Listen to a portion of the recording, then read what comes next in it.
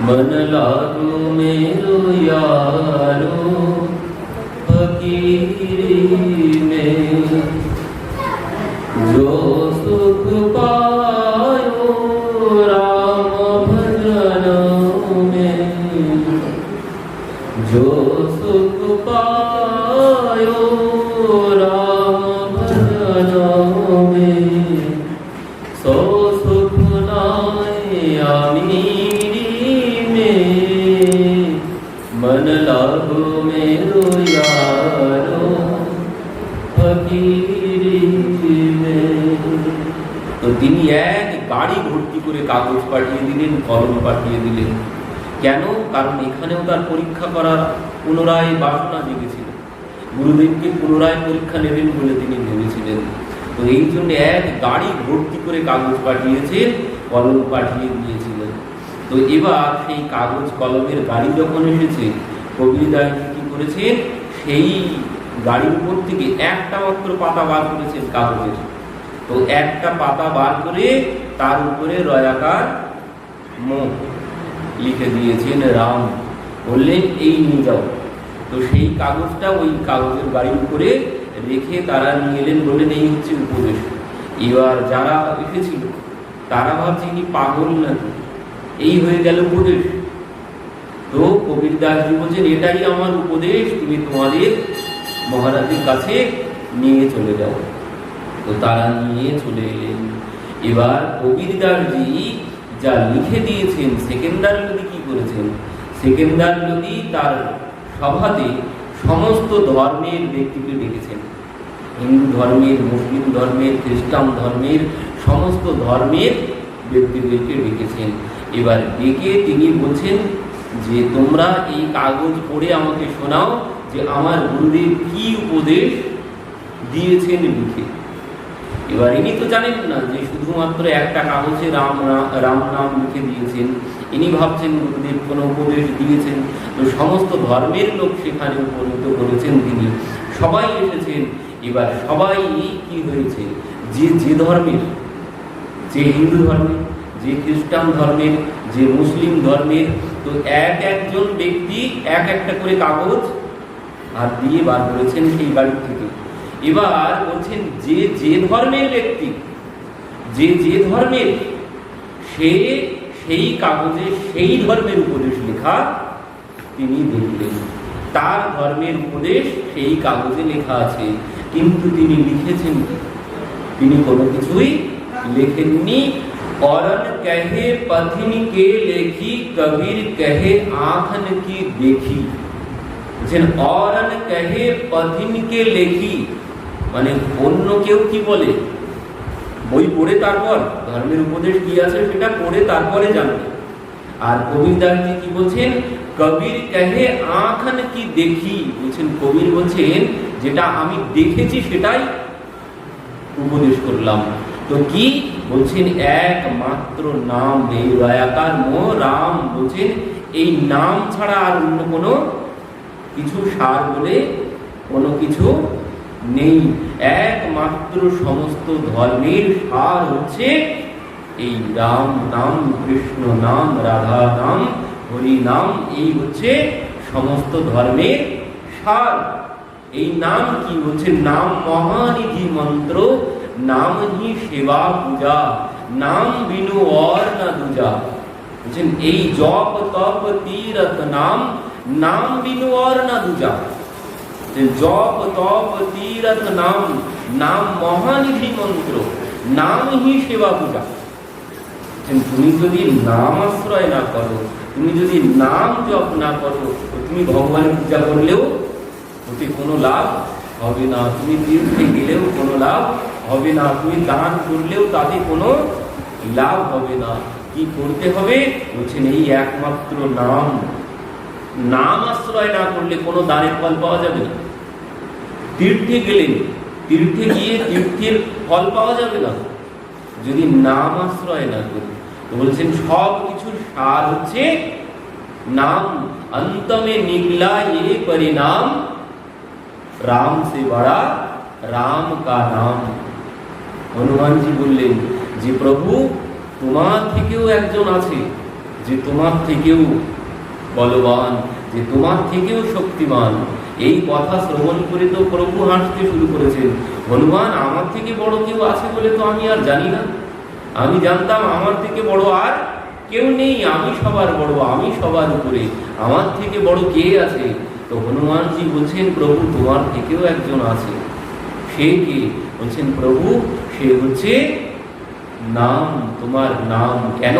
বলছেন, প্রভু তুমি নিজে হাতে শিলা বসালে, সেটা গেল ডুবে, আর আমরা তোমার নাম বলে যেটা ভাসিয়ে দিলাম সেটা জলে ভাসতে থাকলো। তুমি নিজে হাতে ভাসালে সেটা ডুবে গেল, কিন্তু আমরা জয় শ্রীরাম বলে যেটা ভাসিয়ে দিলাম সেই শিলা জলে ভাসতে থাকলো। তো এই জন্য তুলসীদাসজি বলছেন, অন্তমে নিকলা এহ পরিণাম, হরি সে বড়া হরি কা নাম, প্রভুর থেকেও বড় প্রভুর নাম। এই জন্যে বললেন, কলৌ নাস্তেব্য নাস্তেব্য নাস্তেব্য গভীর অন্যথা, হরের নামৈব হরের নামৈব হরের নামৈব কেবলম। একমাত্র হরিনাম ছাড়া কলিজীবের অন্য কোনো গতি নেই। অন্য যাই কিছু করো না কেন, জপ তপ পূজা পার্বণ বৃত্ত ভ্রমণ তুমি যাই করো না কেন, সব কোনো কিছুর ফল তুমি পাবে না। সব কিছুর ফল পেতে গেলে তোমাকে নাম আশ্রয় করতে হবে। নাম আশ্রয় যদি না করো তো কোনো কিছুর ফল পাবে না। তো তুমি ভগবানের চরণে তুলসী দিলেও তারও ফল পাওয়া যাবে না। 3 বেলা 4 বেলা 8 বার অষ্টপ্রহর ভগবানকে ভোগ লাগালেও তারও ফল পাওয়া যাবে না। তার ফল পেতে গেলে তোমাকে নাম আশ্রয় করতে হবে, নাম জপ করতে হবে। এ হচ্ছে নাম মহানিধি মন্ত্র। এই মন্ত্রের উপরে আর কোনো মন্ত্র নেই। এ হচ্ছে মহামন্ত্র। অন্যগুলো সব মন্ত্র, আর নাম হচ্ছে মহামন্ত্র। তো এই মহামন্ত্রকে আগে আশ্রয় করতে হবে। এই মহামন্ত্রকে যদি আশ্রয় না করি তো কোনো কিছুর কোনো ফল পাওয়া যাবে না। কারণ কলিযুগের যুগ ধর্ম এটাই আইন, এটাই ল কলিযুগের। কলিযুগের যুগ ধর্ম নাম যজ্ঞ সার। অন্য কোনো ধর্ম করিলে নাহি হয় পার। অন্য কোনো কিছুতে তুমি পার হতে পারবে না। এই ভবসমুদ্র, এই ভবসমুদ্র পার হতে গেলে তোমাকে নাম আশ্রয় করতে হবে। নাম আশ্রয় বাদ দিয়ে আর যা আছে সব যদি তুমি করো, ওই একাদশী ব্রত করলেও তার ফল পাওয়া যাবে না। একাদশী ব্রতের ফল পাওয়া যাবে তখনই যখন আমি নাম আশ্রয় করব। তো এই জন্যে এই কলিযুগের ব্যবস্থা এটাই। কলিযুগের জন্য ভগবান এটাই ব্যবস্থা করেছেন কলির জীবের জন্য। কারণ কলির জীব অন্য কিছু পারবে না। তারা কলির জীবের ওই কৃতে অধ্যায়তে কৃষ্ণ তৃতায়াম যজতি মকই দাপরে পরিচর্যায়াম কলৌ কেশব তদ্হরি কীর্তনা। সেই ধ্যান যজ্ঞ পূজন এরা কেউ কিছু করতে পারবে না। কলির জীব এরা ধ্যানও করতে পারবে না, কারণ মন দিতে পারবে না। এরা মন বসাতে পারে না এক জায়গায়। আর বলছেন ধ্যান পারবে না, তো বলছেন পূজা যজ্ঞ যজ্ঞ এরা করতে পারবে না, কারণ কলিযুগে সব ভেজাল। যজ্ঞ করতে গেলে বিশুদ্ধ দেশি গোমাতার দুধের ঘৃতের প্রয়োজন, কিন্তু এখনকার দিনে সব জার্সি দুধের ঘৃত। এতে কোনোদিন যজ্ঞ করলে কোনো ফল হবে না, আর উল্টো ফল করবে। আর পূজা পার্বণ করতে গেলেও সেখানে কিন্তু পবিত্রতা শুচিতার প্রয়োজন আছে। এই শুচিতা পবিত্রতার জ্ঞানও আমাদের নেই কলির জীব। এরা যখন যা ইচ্ছা তাই করে। এদের মধ্যে কোনো আচার বিচার, কোনো নিয়ম নিষ্ঠা কোনো কিছু নেই। ভোজনের কোনো নিয়ম নেই, নিদ্রার কোনো নিয়ম নেই। যেভাবে সেভাবে যখন তখন এরা ভোজন করে। সব কিছুর একটা নিয়ম আছে। কবির দাসজি বলেছেন এর আগে, বলছেন যে মানুষ হয়ে যার জীবনে ধর্ম আচার বিচার নেই সে পশুতুল্য, সে পশুর সমান। মানুষ হলাম অথচ আচার বিচার কোনো কিছু নেই। পথ চলছি আর খাচ্ছি, মুখ চলছি, যিনি পশুর সমান। পশুরা খায়, পথ চলতে চলতে পশু ভোজন করে। এ মানুষের জন্য নয়, এটা মানুষের জন্য নিয়ম বিধি আছে, কিন্তু আমরা সেই সমস্ত নিয়ম বিধির কোনো ধারই ধারি না। ভোজনের দিক আছে, ভোজনের নিয়ম আছে। ভোজন মানে কি? এই ভোজনটাও কিন্তু যজ্ঞ একটা। এই যজ্ঞের ফল পাওয়া যাবে ভোজনে। আমাদের পেটের মধ্যে যে পঞ্চ অগ্নি আছে সেখানে এই ভোজনকে আহুতি দিতে হয়। দিলে এখান থেকে যজ্ঞের ফল পাওয়া যাবে। আর সেইভাবে নিয়ম বিধি সহকারে যদি ভোজন করা হয় কোনোদিন কোনো রোগ হবে না।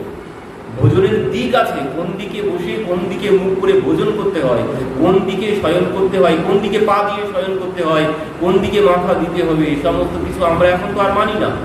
তার জন্যই এত রোগ ব্যাধি আমাদের। আমরা কোনো আচার বিচার কোনো কিছু নেই। আমরা পূজা করতে গেলে কি হয়, মন্ত্র দিয়ে আমাদের দেহকে শুদ্ধ করতে হয়। আমরা কেউ শুদ্ধতার বিচারই আমাদের নেই, শুদ্ধতার জ্ঞানই নেই। আমাদের পূজার আগে বসে আগে বলতে হয় অপবিত্র পবিত্র বা সর্বাবস্থান গতোবিবা ইয়াস্মরে কুণ্ডলিকাক্ষ সবাইয় অভ্যন্তর সূচি, বাইরে ভিতর সব পবিত্র করে নিলাম এই মন্ত্র দিয়ে। তো আমার বাইরে ভিতর কোনোটাই পবিত্র নেই, কারণ এই পবিত্রতা কাকে বলে সেটাই আমরা বর্তমান যুগে জানি না। তো এখানে কবির দাসজি বলছেন, তো এই জন্যই মহাপ্রভু এই নামের ব্যবস্থা করেছেন। এই কলির জীবের উদ্ধারে একমাত্র পথ হচ্ছে এই নাম। এরা যাগযজ্ঞ করতে পারবে না, পূজা করতে পারবে না, ধ্যানও করতে পারবে না, তো তাদের উদ্ধার কি করে হবে তাহলে? তো এই জন্যে বললেন এই কলির জীব যাতে সহজে উদ্ধার পেতে পারে, তার জন্যে বললেন যে কর্ম করো বিধি নানা মনে রাখো কৃপা নিধানা। সব কর্ম করো, শুধুমাত্র মনে মনে ভগবানের নাম করো, মনটা ভগবানের চরণে গিয়ে রাখলেই হবে। সমস্ত কর্ম, কোনো কর্ম নিষেধ করেননি, সব কর্ম করতে বলেছেন, কিন্তু বলেছেন ওই মনে মনে ভগবানকে স্মরণ করতে হবে, তার নাম করতে হবে, তাহলে তুমি এই ভবসমুদ্র পার হয়ে যাবে। তো কবির দাসজি বলছেন এই হচ্ছে সমস্ত শাস্ত্রের সার কথা। আমি সার কথা লিখে দিয়েছি, সবাই তো এ জানে পুঁথি পড়ে, কিন্তু আমি যা দেখেছি সেটাই লিখে দিলাম। তো সমস্ত ধর্মের ব্যক্তি তারা ওই একটা একটা করে কাগজ বার করলো আর দেখলো যে সেই ধর্মের যে ধর্মের ব্যক্তি, সে দেখলো যে সেই ধর্মের উপদেশ সেই কাগজেই লেখা আছে। তো এই হচ্ছে কবির দাসজির মহিমা। তো তিনি এখন থেকে কি করে, এখন তার ভজন আরো উচ্চাঙ্গে উঠে গিয়েছে। এখন তিনি সর্বক্ষণ বসে বসে ওই ভজন করতে থাকেন। আর কোথায় যান হচ্ছে গঙ্গার তীরে। গঙ্গার তীরে, কাশীধামে গঙ্গার তীরে বসে বসে তিনি ভক্তদেরকে নিয়ে ভজন করেন। একদিন ভজন করছেন, এদিকে কি হয়েছে, ওই সেকেন্দার লোদীর কাছ থেকে যখন চলে এসেছে, সেকেন্দার লোদী যখন শিষ্য হয়ে গেছে, এবার ওই কাশীধামের যে পাণ্ডারা ছিল, পাণ্ডাদের তো কষ্ট হচ্ছে।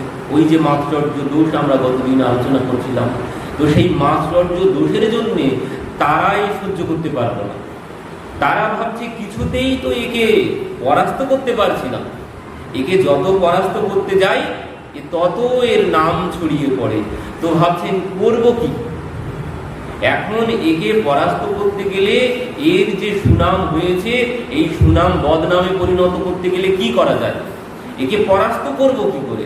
তো সেই জন্যে কাশীর কিছু কিছু পাণ্ডারা এখনো তার পেছনে লেগে আছে তার মহিমা নষ্ট করার জন্যে। তো তারা কি করেছে, তারা পুনরায় মিটিং করেছে, সবাই বসেছেন, বসে বলছেন দেখ একটাই পথ আছে, আর তো কোনো পথ নেই, আমরা তো অনেক কিছু করে দেখলাম, কোনো কিছুতেই কোনো কিছু করতে পারলাম না। তো বলছেন একটাই পথ, আর কি আছে? তো বলছেন একটাই পথ হচ্ছে এই, যদি কবির দাসজিকে সাধু সন্তের অভিশাপ লাগিয়ে দেওয়া যায়, সাধু সন্তকে দিয়ে যদি অভিশাপ দেওয়া যায়, তো বলছেন সে কি করে সম্ভব? তো বলছে যে আমরা সাধু সন্তকে গিয়ে নিমন্ত্রণ করে আসবো, এখন ওই ভান্ডারা ভোজনের জন্য নিমন্ত্রণ করে আসবে, আর তারা আসবে ভোজন করতে, এ তো কিছু জানবে না, তারা তাদের মতো গিয়ে নিমন্ত্রণ করে আসবে। এবার যখন ভোজন না দিতে পারবে, এই সাধু সন্তরা রুষ্ট হয়ে একে অভিশাপ দেবে, আর এই সাধু সন্তের অভিশাপে এর মহিমা নষ্ট হবে। তো এই যুক্তি করে কাশীর কিছু কিছু পাণ্ডারা তারা কি করেছেন, সমস্ত কাশী ধামে যত সাধু সন্ত মহাত্মা ছিল সবাইকে গিয়ে নিমন্ত্রণ করেছেন। বলছেন অমুক দিন অমুক সময়ে কবির দাসজির বাড়িতে বিশাল ভান্ডারার ব্যবস্থা হয়েছে। কেন? কারণ তিনি সেকেন্দার নদীকে নিজের চেলা বানিয়েছে। তো এই খুশিতে তিনি বাড়িতে সমস্ত ভক্তদের সেবা দেবেন, এই জন্যে বিশাল ভান্ডারার ব্যবস্থা হয়েছে। সমস্ত কাশীধামে যত ভক্ত বৃন্দ আছে সবার নিমন্ত্রণ। এবার এরা তো দিনক্ষণ বলে দিয়েছে, অমুক দিন ভান্ডারা, এখন সবাইকে নিমন্ত্রণ করেছে, কাউকে বাদ দেয়।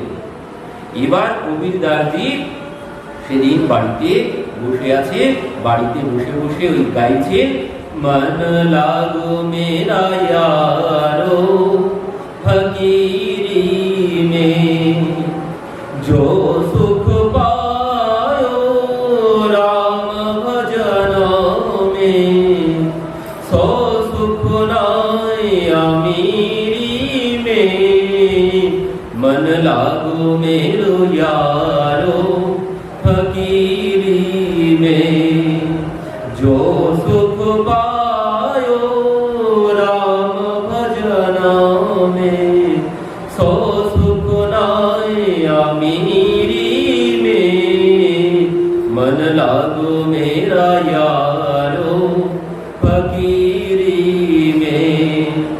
कहते कबीर सुनो भाई साधो, कहते कबीर सुनो भाई साधो, साहेब मिले सबूरी में मन लागो मेरो यारो फकीरी में।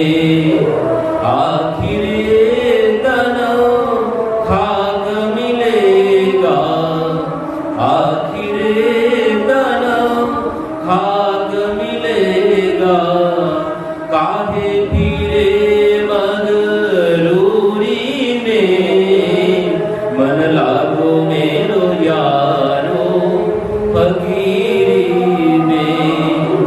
जो सुख पायो राम भजन में सो सुख नाय अमीरी में मन लागो मेरो यारो फकीरी में। কি বলছে?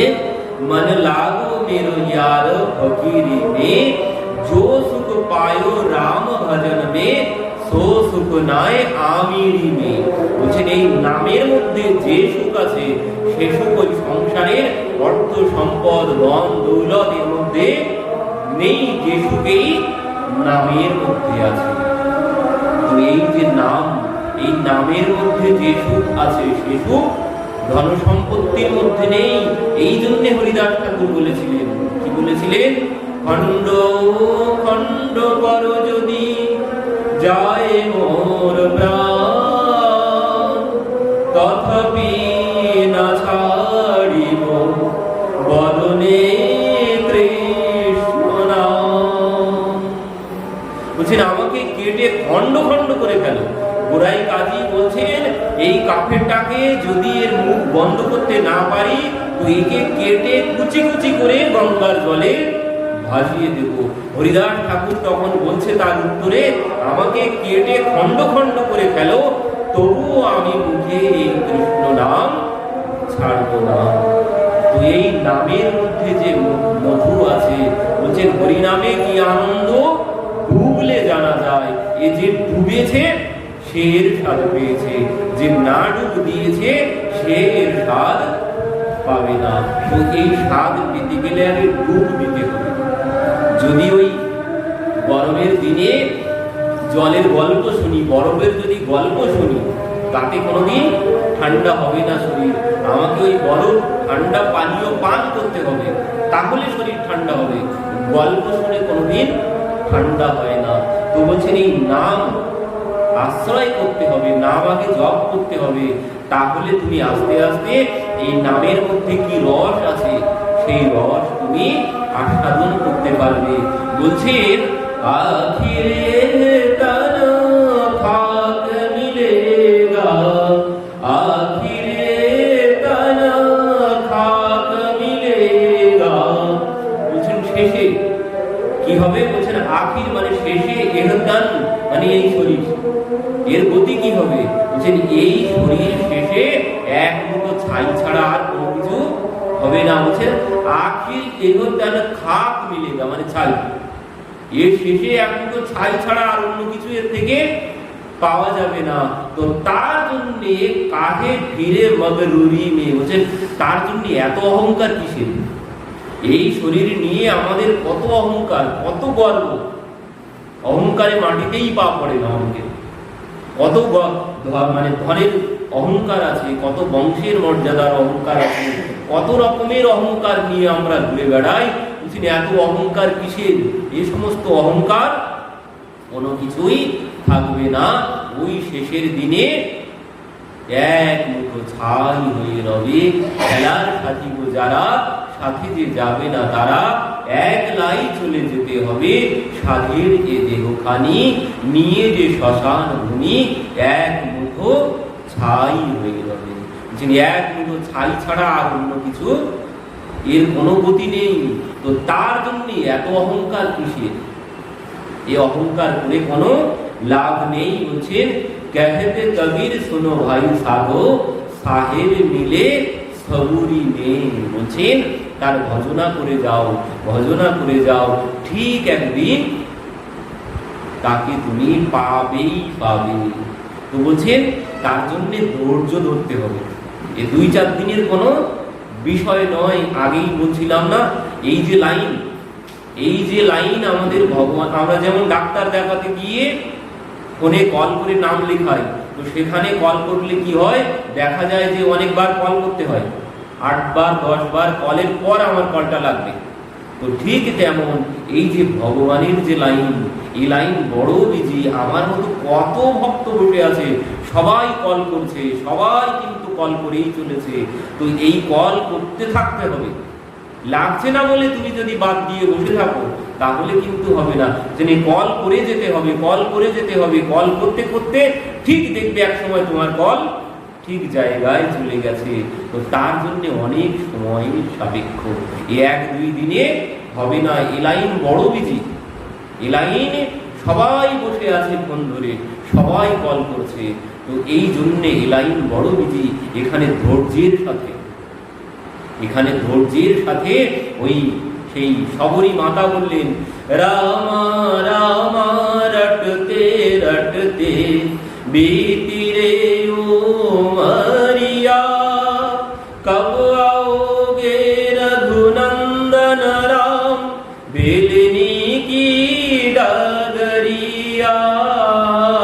रामा रामा रटते रटते बीती रे उमरिया। বলছেন রামা রামা রটতে রটতে, মানে তোমার নাম জপ করতে করতে তো আমার চলে যাওয়ার সময় হয়ে গেল, তুমি আর কবে আসবে? তো সেই এমন অপেক্ষা সে কোনোদিন ভাবেনি। প্রত্যহ আজ আসেনি তো কাল আসবে। প্রত্যহ কি করেন? বনে যান, বন থেকে ফল নিয়ে আসেন, বন থেকে ফুল নিয়ে আসেন, এনে পথ, প্রত্যহ পথে ফুল বিছিয়ে রাখেন। কাল আসেনি তো আজ আসবে। আমরা হলে কি করতাম? ও 2-10 দিন 1 মাস করার পরে বাদ দাও, অনেক দেখেছি, আর না, অতদিন ধৈর্য থাকবে না। কিন্তু সে সারা জীবন ধরে প্রত্যহ বন থেকে ফল আনেন, আমার রাম এলে রাম খাবে। আর রামের জন্যে ফল এনেছেন, পুষ্প এনেছেন, পথে প্রত্যহ পথে ফুল বিছিয়ে রাখতেন যে আমার রাম হেঁটে আসবে। তার জন্যে প্রত্যহ একদিনও বাদ দেননি।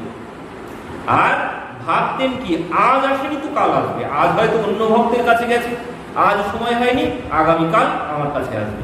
এই প্রত্যহ, যেই একদিন চলে যাচ্ছে, আজ আসেনি তো আগামীকাল আসবে, আজ আসেনি তো আগামীকাল আসবে। এইভাবে সারা জীবন চলে গেছে। শেষের দিনে তিনি তো এসেছেন।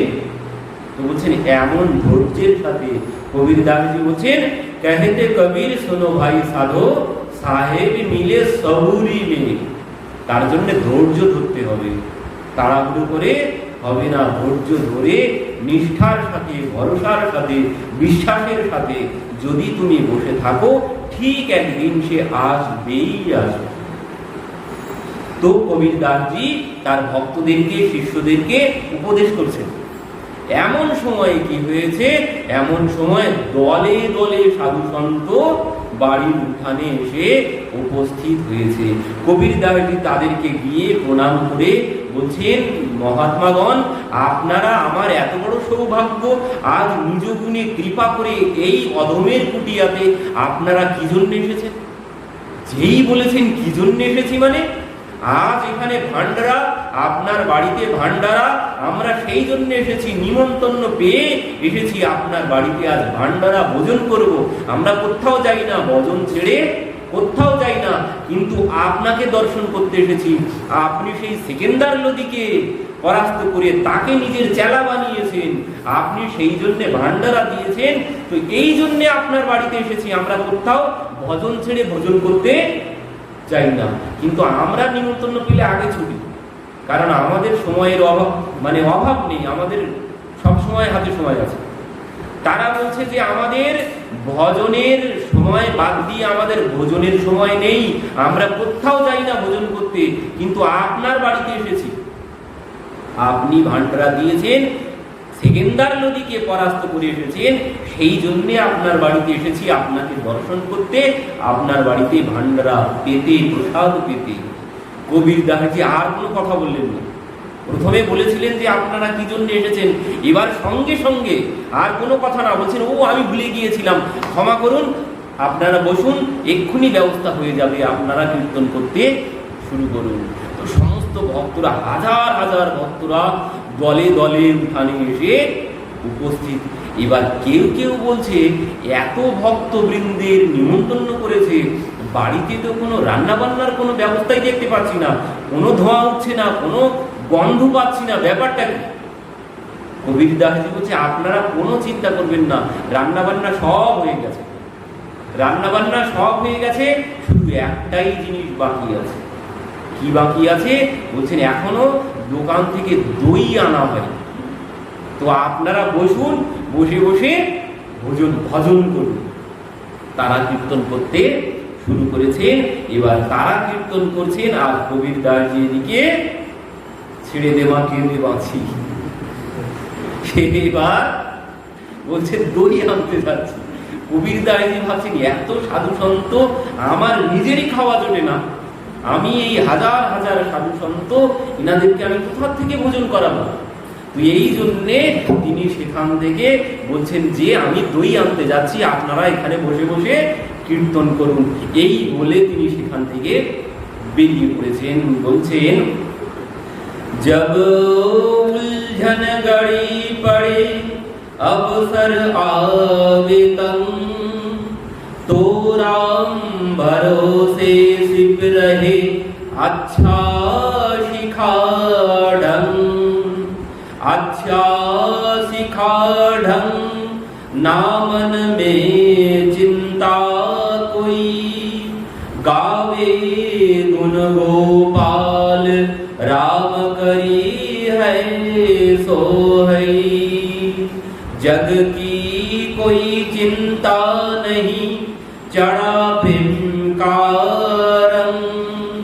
राम भरोसे सिप रहे अच्छा शिखा ढंग। की बोलছেন जब उलझन गाड़ी पड़े अवसर आवे तंग, तो राम भरोसे सिप रहे अच्छा শিখা ঢং। বলছেন যখন এমন বিপদ এসে যায় তখন কি করেন, ওই ভগবানের ভরসায়, ভগবানের উপরে ভরসা করে তিনি সেখান থেকে পলিয়ে পড়েন, সেখান থেকে লুকিয়ে পড়েন। তো এইভাবে ঠিক আজও তিনি সেখান থেকে, সেই ভক্তদের সম্মুখ থেকে পলিয়ে গেছেন।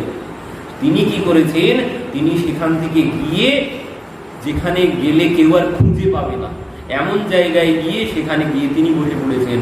বসে বসে সেখানে ওই রাম রাম রাম রাম রাম রাম রাম রাম রাম রাম নাম জপ করছে। এবার কি হয়েছে, এদিকে সাধু সন্ত তারা তো উঠানে সব বাড়িতে এসে বসে আছে, তারা পথের দিকে তাকিয়ে বসে আছে যে কবির দাসজি দই আনতে গেছে, পথের দিকে তাকিয়ে বসে আছে, দই এলেই ভোগ লাগানো বলে গেছে, আমি দইটা নিয়ে এসেই ভোগ লাগিয়ে আপনাদেরকে প্রসাদ দেব, অথচ এদিকে কোনো কিছুই ব্যবস্থা নেই।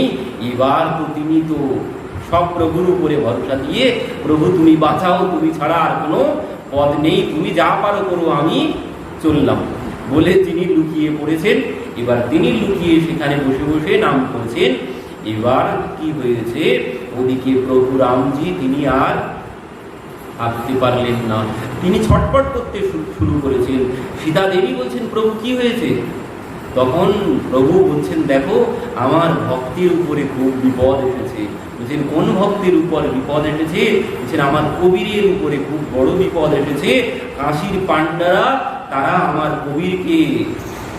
কবিরের সাধন ভজন নষ্ট করার জন্যে তারা সমস্ত সাধু সন্তকে নিমন্ত্রণ করে তার বাড়িতে এনে উপস্থিত করেছে, কিন্তু আমার ভক্তের তো কোনো সামর্থ্য নেই তাদেরকে ভোজন করানোর। তো প্রভু করবে কি? প্রভু বলছেন, ऐसे भक्तन पर बलि जाऊं मन में जो जने पर पीर निज सारथ साधन में तो कुकर सुकर हूँ वीर परमारथ में बिरला कोई सब साधन मति धीर मन आर मान भय एक से जैसे निरौचीर नारायण नित मगन भजन में जैसे दास कबीर ऐसे भक्तन पर बलि जाऊं मन में जो जाने पर पीर। কি বলছেন দেখুন, ভগবান বলছেন ऐसे भक्तन पर बलि जाऊं मन में जो जाने पर पीर। বলছেন এমন ভক্তের কাছে আমিও হেরে যাই। কেমন ভক্তের কাছে?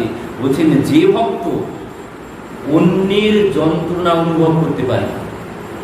আমরা অন্যের যন্ত্রণা অনুভব করতে পারি না, আমি তো পারি না, সেটা আমরা অন্যের যন্ত্রণা আমি অনুভব করতে পারি না। ভগবান বলছেন যে অন্যের যন্ত্রণা, অন্যের কষ্ট অনুভব করতে পারে, অন্যের কষ্টটা ভাগ করে নিতে পারে, বলছেন তার কাছে আমি মাথা নিচু করে থাকি। যে অন্যের কষ্ট অনুভব করতে পারে, কি বলছেন? বলছেন নিজ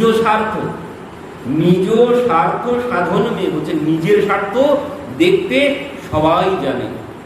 বলছেন এমন কি মানুষ কেন? বলছেন নিজের স্বার্থ সাধন মেয়ে তো কুকার শুকার হোক বীর। বলছেন কুকুর শুকর পশু পাখি তারাও নিজের স্বার্থ বোঝে, কিন্তু অন্যের স্বার্থ বোঝা অত সহজ বিষয় নয়। বলছেন পরমার্থ মে বিরলা কই সাবধান অতি ধীর। বলছেন এই পরমার্থের পথে চলতে কে পারে? বলছেন খুব বড় বিরলা আছে, সাধারণের পক্ষে সম্ভব নয় পরমার্থের পথে চলতে, ভগবানের পথে চলতে এ সবাই পারে না। বলছেন খুব বড় বিরলা। ওই টাটা আম্বানির মতো ব্যক্তি যিনি, তো তিনিই পারবেন এই ধর্মের পথে চলতে। মানে কি? বলছেন অর্থের কথা বলা হচ্ছে না, কিন্তু বলা হচ্ছে মনের শক্তির প্রয়োজন, মনের বলের প্রয়োজন এই পথে চলতে গেলে। বলছেন পরমার্থ মে বিরলা কই সাবধান মতি ধীর। বলছেন এই পথে চলতে গেলে অতি সাবধানে চলতে হবে। এই পথে কিন্তু প্রতি পদে পদে যেন পদম পদম ইয়দ বিপদন্যতেশম, ভাগবত বলছেন, সুখদেবজি বলছেন এখানে এই ভক্তির পথে প্রতি পদে পদে বিপদ, প্রতি পদে পদে। বলছেন প্রত্যেকটা পা তোমাকে সম্মুখে দেখে ফেলতে হবে, না হলে কিন্তু গাড্ডায় পড়ে যাবে। পদম পদম ইয়দ বিপদন্যতেশম, বলছেন পদে পদে বিপদ। এখানে এ ভক্তি পথ অত সহজ নয়, এ বড় কঠিন পথ। বলছেন এই পথে চলতে পারে কে? বলছেন যে খুব বড় শক্তিমান, যার ভিতরটা শক্ত, সেই পারবে এই পথে চলতে। আর না হলে কত এলো আর গেল তার কোনো হিসাব নেই। ও কিছুদিন পরে সব ছেড়ে দিয়ে আবার যাতায়াত হয়ে যায়। বলছেন এই পথে শেষ পর্যন্ত সেই পৌঁছাবে যে শক্তিমান, তো সে ছাড়া এই পথে চলতে কেউ পারবে না। বলছেন মন আর ভজন ভয়ে এক সো। বলছেন মন আর বাণী এক হতে হবে। একজন ভক্তের সব থেকে বড় বৈশিষ্ট্য হচ্ছে মন আর বাণী যা ভাববে তাই বলবে, কিন্তু সংসারী মানুষ কিন্তু তার উল্টোটা। সংসারী মানুষ দেখবেন ভাবে এক, মুখে বলে আর এক। রাজনীতির দিকে যান, মুখে তারা একরকম লেকচার দিয়ে যাবে, কাজের বেলায় অন্যরকম করবে। ঠিক তেমন সংসারের কিন্তু তাই। সংসারী ব্যক্তি ভাবে এক আর বলে এক, কিন্তু যিনি ভক্ত হবেন তিনি সর্বক্ষণ যা বলবেন, যা মনে চিন্তন করবেন সেটাই মুখে বলবেন এবং সেটাই করবেন। তার একটাই চিন্তা ভাবনা থাকবে। আর বলছেন নারায়ণ নিত মগন ভজন মে, বলছেন সর্বক্ষণ ভজনে মগ্ন থাকতে হবে। জয়সে কবির, স্বয়ং ভগবান বলছেন যিনি সর্বক্ষণ ভজনে মগ্ন থাকেন, তিনি যদি কোনো বিপদে পড়েন তো তাকে উদ্ধার করতে স্বয়ং ভগবানই চলে আসবেন। তো এবার কি হয়েছে, সঙ্গে সঙ্গে ওদিকে ভগবান বেরিয়ে পড়েছেন কবির দাসজির বাড়ির উদ্দেশ্যে। হনুমানজি বলছেন প্রভু যাচ্ছেন কোথায়? ভগবান বলছেন হনুমান আমার ভক্ত কবিরের কাছে যাচ্ছি, তার বাড়িতে আজ বড় বিপদ। বলছেন প্রভু তো আমাকে সাথে নেবেন না? তো বলছেন হনুমান এইভাবে গেলে তো হবে না। তো কিভাবে? বলছেন প্রভু আপনি যেভাবে বলবেন সেইভাবে যাব। তো বললেন চলো সাথে। তো হনুমানজি বেরিয়ে পড়লেন। এদিকে নল, নীল, অঙ্গদ, দ্বারা ছিলেন। বলছেন প্রভু আমরা সেবার সুযোগ পাবো না। তো বললেন চলো তাহলে। তো প্রভু রামচন্দ্র সমস্ত বানর সৈন্য নিয়ে আজ এসে উপস্থিত হয়েছেন। সমস্ত বানর সেনা, বানর নেই, সবাই আজ মানুষের রূপ ধারণ করেছেন, করে প্রভুর সাথে আজ এসেছেন।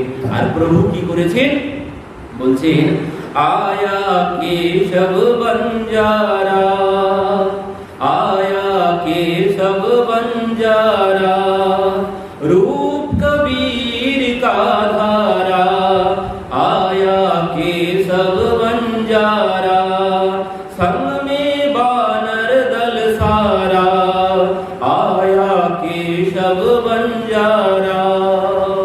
तो आज रूप कबीर का धारा, ভগবান কি করেছেন? কবিরের রূপ ধারণ করেছেন। আজ কবিরের রূপ ধারণ করে তিনি আজ বড় বড় দইয়ের পাত্র হাতে নিয়ে কবির দাসজির বাড়ির সম্মুখে এসে উপস্থিত হয়ে গেছেন। এবার সাধু সন্তরা বলছেন কবিরজি এত সময় লাগলো আপনার দই আনতে? তো বলছেন আপনারা এত ভক্ত এসেছেন, আপনাদের জন্য একটু আধটু দই নিয়ে এলে তো চলবে না। তো আপনাদের সবার জন্য সংগ্রহ করতে গিয়ে সময় লেগে গেছে। তো আর কোনো চিন্তা করবেন না, এক্ষুনি সমস্ত ব্যবস্থা হয়ে যাবে। হনুমানজি, নীল, নল, অঙ্গদ ভগবান সব এনেছেন, যা যা লাগে রান্না করতে সব কিছু এনেছেন। এনে এবার সেই বানর সেনারা সবাই রান্না করতে শুরু করে দিলেন। সঙ্গে সঙ্গে নিমেষের মধ্যে হনুমানজি তাদের মেন রাঁধুনি, তো তিনি সঙ্গে সঙ্গে সমস্ত রান্না বান্না সব করে ফেললেন, করে ভক্তদেরকে আজ বসিয়ে দিয়েছেন। ভক্তদেরকে বসিয়ে হনুমানজি সবাইকে পাতা দিলেন, আছে নিজে হাতে পাতা দিলেন। এবার দিয়ে ভগবান কি করেছেন? ভগবান সবাইকে আজ প্রসাদ দিচ্ছেন। হনুমানজি কি করেছেন? এক একজন সাধু, আমরা এক একজনকে কি করি? একটা করে পাতা দিই না, কিন্তু হনুমানজি কি করেছে? এক একজন সাধুর সঙ্গে 8-10টা করে পাতা দিয়েছে। সাধু সন্ত যারা বসেছে তারা বলছে এমন ভান্ডারা তো আগে কোনোদিন পাইনি, এমন ভান্ডারা আমরা কোনোদিন দেখিনি, এক একজনের জন্য 7-8টা করে পাতা। তো ঠিক আছে, তো আর সেই পাতায় কি হনুমানজি, আবার হনুমানজির দায়িত্ব যেগুলো ছিল, একটা একটা লাড্ডু বানিয়েছে, বলছে 1-1 মণ ওজনের, এমন লাড্ডু বানিয়েছে। বলছেন ওই এক এক পাতায় এক একজনের জন্য, বলছেন 7-8টা করে পাতায় এক একজন সাধুর জন্যে ভোজন দিলেন। ভগবান পরিবেশন করছেন, নীল, নল, অঙ্গদ তারা সবাই পরিবেশন করছেন। সাধু সন্ত তো প্রসাদ পেতে বসে অবাক, তারা দেখেই অবাক হয়ে গেছে। বলছি এমন ভান্ডারা আমরা আগে কোনোদিন পাইনি, এমন ভান্ডারা আগে কোনোদিন দেখিনি। তো সবাইকে যখন প্রসাদ দেওয়া হয়ে গেছে, হনুমানজি জয়ধ্বনি দিচ্ছে। প্রথমে গঙ্গা মায়ের তীরে, তো কাশী ধাম বললেন, কাশী ধাম কি জয়, গঙ্গা মাইয়া কি জয়, প্রভু রামজি কি জয়, সীতা মাইয়া কি জয়। তো জয়ধ্বনি দিচ্ছেন। এবার কি হয়েছে? সবার শেষে হনুমানজি সবার শেষে বলছেন কবির দাস কি জয়, কবির দাস জি মহারাজ কি জয়, কবির দাস জি মহারাজ কি জয়। এবার ওই হাজার হাজার ভক্তবৃন্দ ছিল তো, এখন তারা সবাই যখন জয়ধ্বনি দিচ্ছে, এখন বিশাল শব্দ হচ্ছে, আর এই শব্দ দিকে আসল কবির দাসজির কানে গিয়ে উপস্থিত হয়েছে। কবির দাসজি ভাবছেন কি ব্যাপার, তাহলে কি প্রভু কোনো লীলা করতে শুরু করেছে নাকি, তো যাই দেখে আসি কেমন লীলা হচ্ছে। তো এই জন্যে কবির দাসজিও সেই লুকিয়েছিল, সেখান থেকে বেরিয়ে আস্তে আস্তে নিজের বাড়ির দিকে যাচ্ছেন। দূর থেকে দাঁড়িয়ে লক্ষ্য করলেন যে সেই হাজার হাজার সাধু সন্ত তারা সবাই আজ প্রসাদ পেতে বসেছে, আর সেখানে আমারই মতো রূপ ধারণ করে, বলছেন কবির দাসজির রূপ ধারণ করে, ভগবান কবির দাসজির রূপ ধারণ করে এসেছেন। বলছেন হরি মেরা বহুরঙ্গী বহুরঙ্গী সাচো ভক্তন কে সঙ্গী, হরি মেরা বহুরঙ্গী বহুরঙ্গী कुर्ता धोती सिर पे टोपी पर गाना है जंगी, हरि मेरा बहुरंगी बहुरंगी अपने जन को कारण प्रभु जी बन गए फिरिंगी, हरि मेरा बहुरंगी बहुरंगी। কবিদাস জি গাইছেন, কবিরদাসজি দূর থেকে দেখে গাইছেন, বলছেন হরি মেরা বহুরঙ্গী বহুরঙ্গী, মানে প্রভুর লীলার শেষ নেই, ইনি সর্বক্ষণ লীলাধারী। তো বলছেন এনার লীলার শেষ নেই। কি বলছেন, কুর্তা ধুতি সির পে টপি পর গানা হে জঙ্গি। বলছেন কুর্তা, কবিরদাসজি যেমন পাঞ্জাবি পরতেন, ভগবান ঠিক তেমন পাঞ্জাবি পরেছেন। কুর্তা ধুতি কবিরদাসজির মতোই ধুতি পরেছেন। কবিরদাসজি যেমন টুপি পরেন ঠিক তেমন টুপি পরেছেন, হাতে যেমন ছড়ি নেন ঠিক তেমন ছড়ি নিয়েছেন, নিয়ে ভগবান কবিরদাসজির বেশে ওখানে সবাইকে পরিবেশন করছেন। আর কবিরদাসজি এই দেখে দূর থেকে নাচছেন আর ওই কীর্তন করছেন। বলছেন হরি মেরা বহুরঙ্গী বহুরঙ্গী, বলছেন আমার প্রভুর লীলার শেষ নেই। তিনি তো কি করেছিলেন, বলছেন बलि के द्वार बमन हूँ के तीन पिंड में भुजंगी, छल बल कर लियो वचन में है गयो लंबी धड़ंगी। বলছেন সেই বলির সবাই গিয়েছিলেন, বলির সবাই গিয়েছিলেন ছোট্ট রূপ ধারণ করে, এবার তাকে তো কথার ছলনায় ভুলিয়ে যেই প্রতিজ্ঞা করে নিলেন, প্রতিজ্ঞা যেই করেছে সঙ্গে সঙ্গে বিশাল রূপ ধারণ করেছেন। তো এমন রঙ্গধারী আমার প্রভু, তার রঙের কোনো শেষ নেই, তার লীলার কোনো শেষ নেই। তো সেই প্রভু আজ কবিরদাসজির রূপ ধারণ করেছেন। বলছেন আমার রূপ ধারণ করে প্রভু আজ ভক্তদের সেবা দিচ্ছেন। তো কবিরদাসজি ভাবছেন ভগবান পরিবেশন করছে, হনুমানজি পরিবেশন করছে, তুই এমন সুযোগ কেন ছেড়ে দেব। তো এই জন্য কি করেছেন, নিজের মাথা কাপড় দিয়ে ঢেকেছেন, কেউ যেন চিনতে না পারে।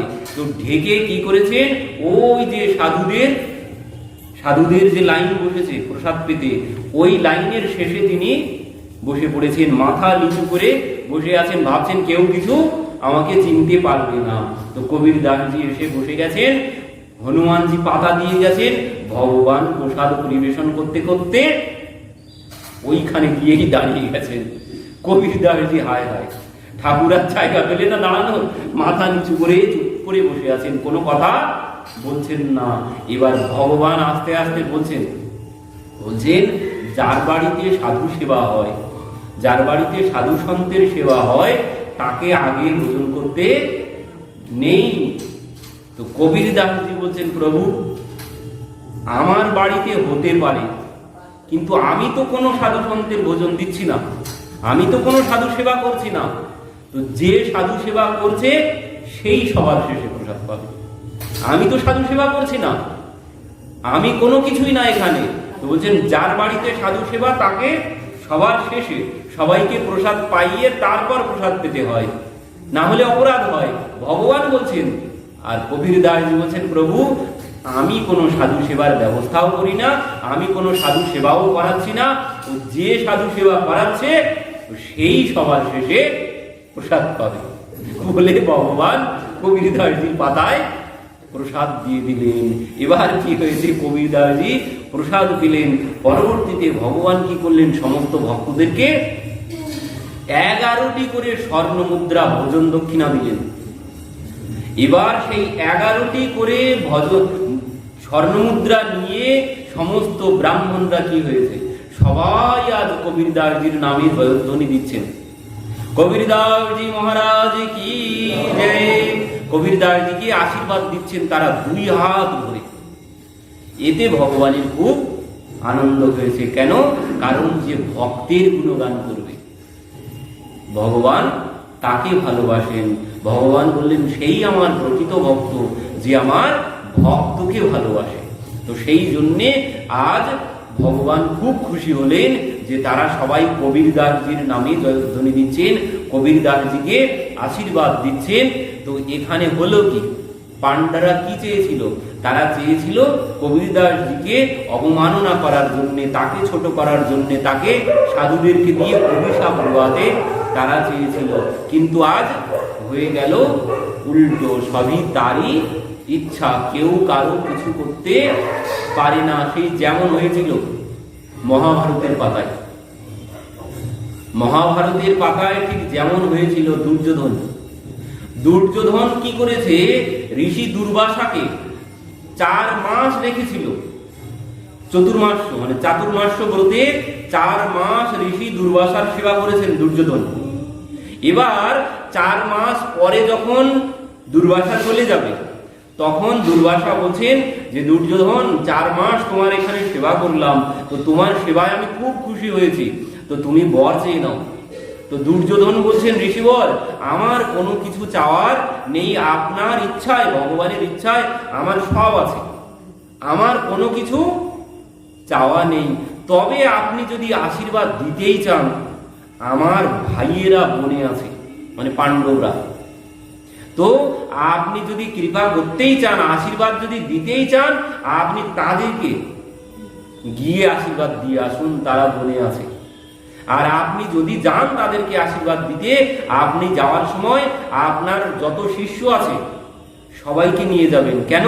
কারণ আপনার সমস্ত শিষ্য, আপনি সবাই মিলে তাদেরকে আশীর্বাদ করবেন। তারা আপনাদের যখন সেবা করবে, সমস্ত শিষ্যদের যখন সেবা করবে, সবাই তাদেরকে আশীর্বাদ দেবে, তাদের কল্যাণ হবে। আর আপনারা যাবেন কখন, তাও বলে দিলেন, বলছেন আপনারা যাবেন, আপনি যাবেন ঋষিবর যখন পাণ্ডবদের ভোজন হয়ে যাবে দুপুরবেলা, ভোজনের শেষে আপনি আপনার শিষ্যদেরকে নিয়ে যাবেন। তো বলছেন কেন? বলছেন তারা তো ভোজনের জন্য রান্না করবে, তো তারা ভোজনের জন্য রান্না করবে, তাদের যখন ভোজন হয়ে যাবে, আর আপনি যদি তাদের রান্নার মধ্যে যান তাহলে তো কম পড়ে যাবে। তো আপনি যাবেন তাদের যখন ভোজন করা হয়ে যাবে, তখন আপনি যাবেন। কেন? বলছেন আপনাদের জন্য পুনরায় তারা নূতন করে রান্না করে আপনার ভক্তদেরকে, আপনাদেরকে প্রসাদ পাওয়াবে। এর মধ্যে ছিল অন্য চালাকি। ঋষিবর কোনো কিছু বুঝতে পারলেন না। এবার ঋষিবর শুনে ভাবছেন সবাই তো দুর্যোধনকে খারাপ বলে, কিন্তু দুর্যোধন তো ভালো, সে তার ভাইয়েদের ভালো চায়, তার জন্য আমাকে সে আশীর্বাদ না নিয়ে এই আশীর্বাদ পাণ্ডবদের, তার ভাইদেরকে দিতে বলছে। তো এ তো খারাপ না, সবাই খারাপ বলে, একে তো খারাপ আমি দেখতে পাচ্ছি না। এবার এ কি প্ল্যান করেছিল? এর প্ল্যান হচ্ছে এই যে ওই পাণ্ডবরা ভোজন করা হয়ে গেলে, মানে ওই দ্রৌপদী যখন ভোজন করে ফেলবে, সেই অক্ষয় পাত্র, সূর্যদেব যে পাত্র দিয়েছিল, বলেছিল দ্রৌপদী ভোজন করলে আর কিন্তু প্রসাদ থাকবে না। তো এই জন্য সে বলেছে ভোজন হয়ে গেলে তারপর যাবে। এবার ঋষিবর তো কথা মতো বেরিয়েছে। এবার বনের মধ্যে ধর্মরাজ দেখলেন যে ঋষি দুর্বাসা আসছেন, প্রণাম করেছেন। প্রণাম করে ধর্মরাজ বলছেন ঋষিবর, আপনি আমার কুটিয়াতে আজ ভোজন করবেন, প্রসাদ গ্রহণ করবেন। তো ঋষিবর বলছেন আমার সাথে কিন্তু 10,000 শিষ্য আছে। ধর্মরাজ বলছেন তাতে কোনো অসুবিধা নেই। তো এবার বলছেন তাহলে আমরা স্নান করে যাচ্ছি। সঙ্গে সঙ্গে ধর্মরাজ কুটিয়াতে গেলেন, গিয়ে দ্রৌপদীকে বলছেন, দেবী শীঘ্রই ভোজনের ব্যবস্থা করো, ঋষি দুর্বাসা 10,000 শিষ্য নিয়ে আসছে। আর যেই বলেছেন এই কথা, ওদিকে দ্রৌপদীর তো মাথা ঘুরে গেছে। কেন? কারণ আমার তো ভোজন করা হয়ে গেছে, এখন কি হবে? বলছেন আমার তো ভোজন করা হয়ে গেছে, এখন কি হবে? এখন তো কোনো পথ আর নেই। তখন তো সমস্ত পাণ্ডবরা চিন্তায় পড়ে গেছে, এখন কি হবে? ঋষিবর দুর্বাসা সে যদি অভিশাপ দিয়ে দেয় তাহলে কি হবে? লোক পরলোক সব শেষ হয়ে যাবে। তো এখন কি হবে? ধর্মরাজ পাণ্ডবদেরকে বলছে, যাও চিতা সাজাও, 6টি চিতা সাজাও, জীবন্ত চিতায় জ্বলে এই প্রাণ আহুতি দেব। কেন? কারণ বলছে ওই ঋষির অভিশাপের আগুনে যদি জ্বলি তাতে লোক পরলোক সব চলে যাবে। ওর থেকে ভালো যে নিজেরাই নিজের শরীর জ্বলন্ত চিতায় গিয়ে আহুতি দিই, তাতে পরলোক ভালো থাকবে। তো সেই জন্যে বলছেন, এবার দ্রৌপদী এই কথা শ্রবণ করে বলছেন, হায় হায়, তোমাদের কি তার উপরে কোনো ভরসা নেই? তোমরা তার নাম করো, কেশবের নাম করো, ভগবানকে আরাধনা করো, ভগবানের নাম করো, দেখবে ঠিক বিপদ চলে যাবে। আর এই কথা যেই বলেছে, সঙ্গে সঙ্গে ওদিকে ভগবান রথ নিয়ে সম্মুখে এসে উপস্থিত, রথ থেকে নেমে বলছে, দ্রৌপদী খুব খিদে পেয়েছে, শিগগিরই কিছু খাওয়ার দাও। ভীম বলছে, ওই নাও, ওই যে স্মরণ করেছো ওই নাও, এমনিতেই আমরা মরেছি, ওদিকে ঋষি আসছে, তাকে কি ভোজন করাবো? ওই আর একজন এসেছে, ভোজন করাবো। এবার ভালোই ভালোই স্মরণ করেছো, এবার ভালোই কাজ হয়েছে, এবার ভোজন করাও। দ্রৌপদী বলছে, কেশব বাড়িতে তো কোনো ভোজন নেই, কোনো কিছু নেই। ভগবান বলছেন, সে কি করে হয়? কোনো কিছু নেই। দ্রৌপদী বলছে, না কোনো কিছু নেই। যে তা কি করে হয়? কিছু না কিছু তো থাকবে। বলছে, না কোনো কিছু নেই। বলছে, আমার খুব খিদে পেয়েছে, কিছু না হলে আমি আর থাকতে পারছি না। এদিকে পাণ্ডবদের মুখ শুকনো হয়ে গেছে। এবার দ্রৌপদীকে ভগবান বলছেন, দেখো তুমি যাও, দেখো পাত্রে কোনো কিছু আছে কিনা। দ্রৌপদী বলছে, না কোনো কিছু নেই, সব আমাদের ভোজন করা হয়ে গেছে, বাসনপত্র ধোয়া হয়ে গেছে। তবুও বলছেন সেই অক্ষয় পাত্র, ভগবান বলছেন, যাও তুমি আরেকবার দেখে এসো। তো বলছেন সেই পাত্রের তলায় একটা পাতা লেগেছিল, পাতার কণা লেগেছিল, এক কণা। তো সেই এক কণা পাতা এনে সেই ভোজন ভগবানের হাতে দিয়েছেন, এক কণা পাতা। তো সেই সবজির পাতা এক কণা যখন দিয়েছেন, ভগবান সেটাই আজ গ্রহণ করলেন। আর গ্রহণ করে কি বললেন? বললেন, সমস্ত জগতের যত প্রাণী আছে সবার যেন ক্ষুধা নিবৃত্তি হয়ে যায়। আর যেই বলেছেন, সবার আজ পেট ভরে গেছে। ওদিকে ঋষি দুর্বাসা শিষ্যরা সবাই স্নান করছিল, স্নান করেই যে যার যেখানেই স্নান করেছে ওখানেই তীরে সব শুয়ে পড়েছে, আর চলতে পারছে না। এদিকে ভগবান ভোজন করেছেন, ওদিকে সবাই বলছে এত ভোজন করেছে, মানে অতিরিক্ত ভোজন হয়ে গেলে যখন কষ্ট হয় তখন আর চলতে গেলেও কষ্ট হয়। তারা ওই স্নান করে উঠেই ওইখানেই শুয়ে পড়েছে মাটিতে। এবার ভগবান বলছে, যাও। এবারে পাণ্ডবরা বলছে, এখনই তো ঋষি দুর্বাসা এসে উপস্থিত হবে। তো বলছেন, এবার দুর্বাসাকে ডেকে নিয়ে এসো। এবার পাণ্ডবরা বলছে, কেশব জেনে শুনে তুমি বাঘের মুখে কেন পাঠাচ্ছ? ঋষি দুর্বাসা সে 10,000 শিষ্য নিয়ে আসছে, আর তুমি তাকে ডেকে নিয়ে আসতে বলছো? এখানে আছে কি? তাদেরকে কি ভোজন করাবো? বলছে, তুমি জেনে শুনে বাঘের মুখে পাঠিয়ে দিচ্ছ। সে তো গেলেই অভিশাপ দেবে। এখন তাকে যদি ডেকে নিয়ে আসি, আসলেই সে অভিশাপ দেবে। এখানে তো কোনো কিছু ব্যবস্থা নেই। ভগবান বলছে, বেশি কথা বলো না, যা বলছি তাই করো। তো সেখানে ভীম আর অর্জুন গেলেন। অর্জুন গিয়ে বলছেন, ঋষিবর আপনার ভোজনের সব ব্যবস্থা হয়ে গেছে, আপনি চলুন শিষ্যদেরকে নিয়ে। ঋষি বলছেন, কি জানি কি হয়েছে, স্নান করে উঠেই যেন পেটটা এত ভরে গেছে, এক পাও চলতে পারছি না। ওই দেখো আমার শিষ্যগণ সব ওই মাটিতে সব গড়িয়ে পড়ে আছে। বলছে, যদি কোনো হজমালা থাকে তো দিতে পারো, যদি কোনো হজমালা থেকে থাকে তো দিতে পারো। এদের এমন অবস্থা হয়েছে, এরা কেউ আর চলতে পারছে না, এত বেশি যেন ভোজন করা হয়ে গেছে আজ। তো তো বলছে আজ আর যাওয়ার মতো কোনো শক্তিই নেই, যে না ঋষিবর আপনি চলুন, আপনি না গেলে হবে না। যখন খুব ধরেছেন তখন ঋষি বলছেন দেখো আমি তো যেতে পারছি না, তো তোমরা আজ আশীর্বাদ চেয়ে নাও, আর যা চাইবে আমি তাই তোমাদেরকে প্রদান করব। তখন অর্জুন বললেন, ভীম বললেন যে ঋষিবর তাই যদি হয়, আপনি যদি আশীর্বাদ দিতেই চান এই আশীর্বাদ দিন, এই জগতে যারা সাধু সন্তের অবমাননা করে, যারা সাধু সন্তকে সম্মান না করে, যারা স্ত্রী জাতিকে সম্মান না করে, যারা এই দেশের ক্ষতি চায়, যারা এই দেশকে ক্ষতির দিকে এগিয়ে নিয়ে যাচ্ছে, আর আমাদের রাজত্ব যেন আমরা ফিরে পাই, আপনি এই আশীর্বাদ দিন। আর যেই বলেছেন দুর্বাসা বলছেন তথাস্তু তথাস্তু তথাস্তু, তাই হবে। তো এই আশীর্বাদ সেবা করলো 4 মাস দুর্যোধন, আশীর্বাদ পেয়ে গেল পাণ্ডব। তো ঠিক আজ ওই কবিরদাসজির ক্ষেত্রেও আজ তাই হলো, সেবা করলো ভগবান, এসে আশীর্বাদ পেয়ে গেল আজ কবিরদাসজি। কবিরদাসজির নামে তো আজ জয় জয়াকার, সমস্ত কাশী ধামে কবিরদাসজির নামে, চারিদিকে শুধু কবিরদাসজির নাম, কবিরদাসজির নামে জয়ধ্বনি শোনা যাচ্ছে। কবিরদাসজি মহারাজ কি জয়।